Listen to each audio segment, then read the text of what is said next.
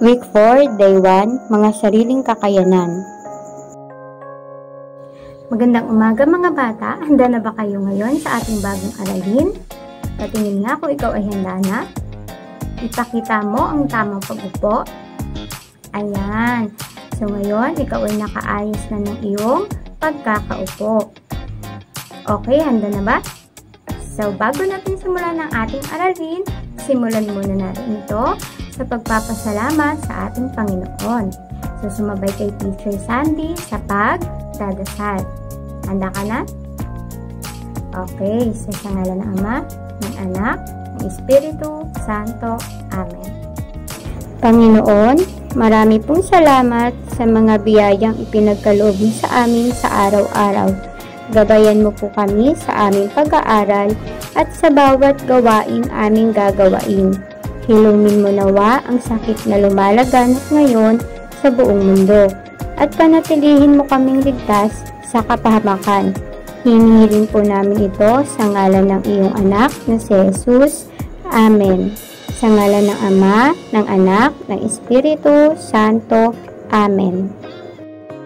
Okay, ngayon mga bata, tayo naman ay mag-exercise para ang ating mga katawan ay mabuhay. So ngayon, sabayan natin si Teacher Sandy sa pagsasayaw. At gusto ni Teacher na ikaw ay sumabay sa kanya. Handa ka na ba? Pero bago yan, syempre, tumayo ka muna ng maayos. Okay, dali na.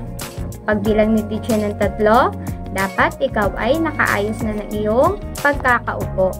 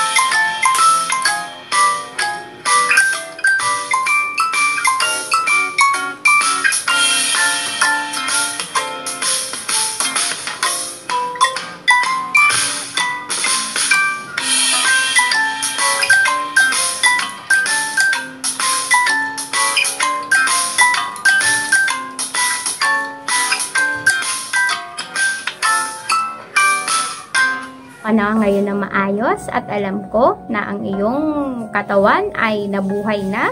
So, ang dugo sa ating, mula sa ating paa hanggang sa ating ulo ay dumaloy na. At handa ka na para matuto sa ating bagong aralin. So, ngayon, umupo ka na ng maayos.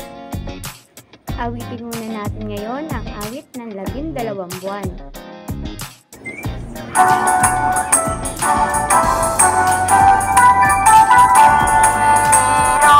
Febrero, marzo, abril, mayo, junio, julio, agosto, septiembre, octubre, noviembre, diciembre, lubi-lubi.